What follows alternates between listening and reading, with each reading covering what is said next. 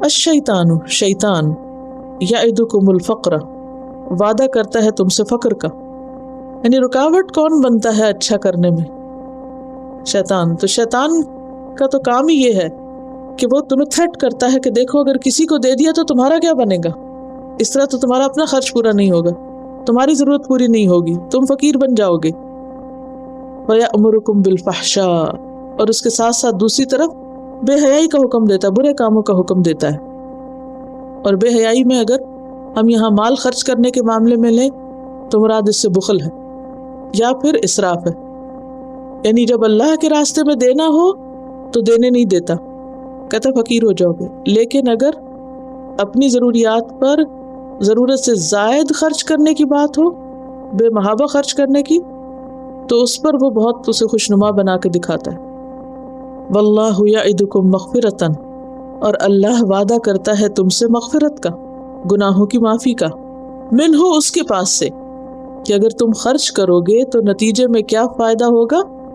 حدیث میں آتا ہے نا کہ صدقہ کرنے سے گناہوں کی آگ بجھ جاتی ہے، اللہ تعالیٰ کا غضب ٹھنڈا ہوتا ہے.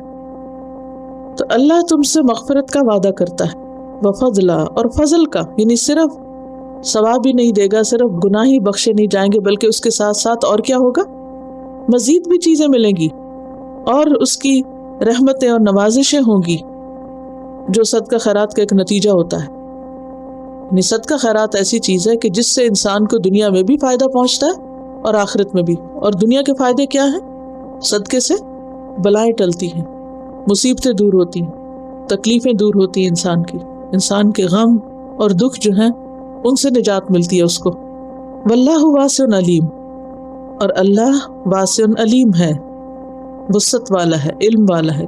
جیسے آپ کو بتایا گیا تھا کہ یہ وسعت صرف کسی ایک صفت میں نہیں، تمام صفات کے اندر ہے، اور اس کا علم بھی ہر چیز کا احاطہ کیے ہوئے ہے. تو بنیادی طور پر ہمیں دو راستے بتا دیے گئے. ایک راستہ ہے جس میں اللہ کی خاطر خرچ کیا جاتا ہے، فی سبیل اللہ، اور دوسرا ہے جس میں شیطان کی مرضی کے مطابق خرچ کیا جاتا ہے. جب انسان اللہ کے راستے میں خرچ کرتا ہے تو کہاں خرچ کرتا ہے بتائیے؟ انسانوں کی بھلائی میں، اللہ کی رضامندی میں، دین کے فائدوں میں، دین کی ترقی میں، یعنی بلند مقاصد کے لیے خرچ کرتا ہے. دوسرا راستہ شیطان کا راستہ.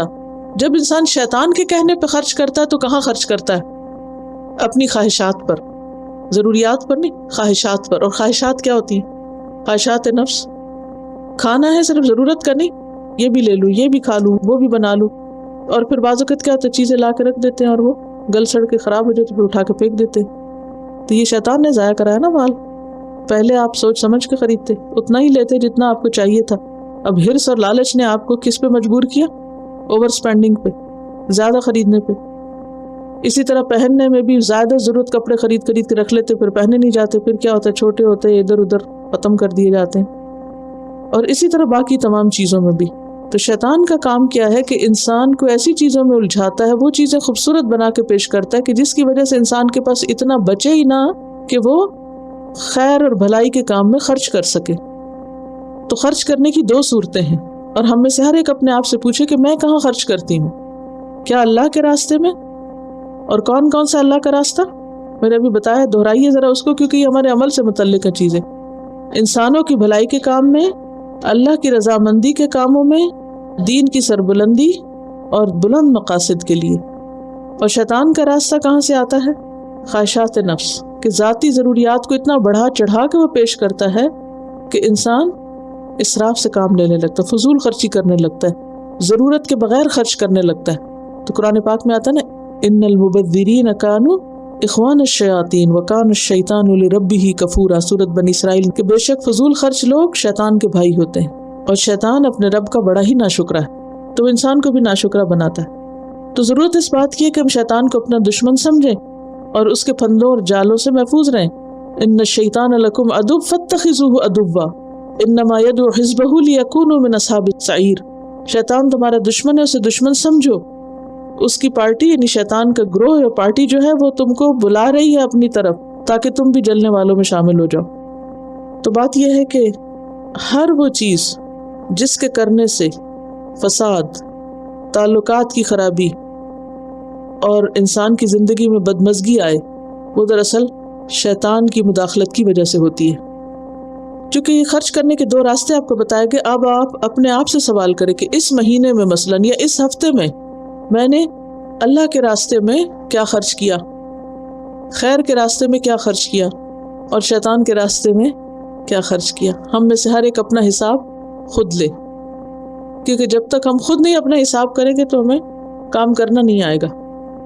اور اگر میں نے دین کے فائدے کے لیے، اللہ کی رضامندی کے لیے کچھ بھی خرچ نہیں کیا اور صرف اپنی ذات اور اپنے بچے اور اپنے گھر اور اپنی ڈیکوریشن اور بس اسی پہ خرچ کرتی چلی جا رہی ہوں، تو یہ یقینی طور پر کیا ہے؟ پھر شیطان کا بہلاوا ہے، کیونکہ وہ انہی راستوں سے آگے بڑھتا ہے. یعنی اگر کوئی جائز صدقہ کرنے سے آپ کو روکتا ہے یا پسندیدہ چیز اللہ کے راستے میں خرچ کرنے سے روکتا ہے تو دراصل وہ شیطان کا بھائی ہے. کیونکہ بعض دفعہ شیطان انسانی شکل میں بھی انسان پہ حملہ آور ہوتے ہیں. مثلاً کوئی اچھا اللہ کے راستے میں خرچ کرنا چاہ رہے ہیں تو اتنے میں کوئی آ جائے گا آپ کے پاس، اچھا کیا کرنے جا رہی، یہ دو گی، نو اس کو نہیں دو، اس کے بجائے فلاں چیز دے دو. اب وہ کیا ہے، وہ آپ کو اعلیٰ سے ادنا کی طرف لے جائے گا. تو ان ہتھ کنڈوں سے بھی بچنا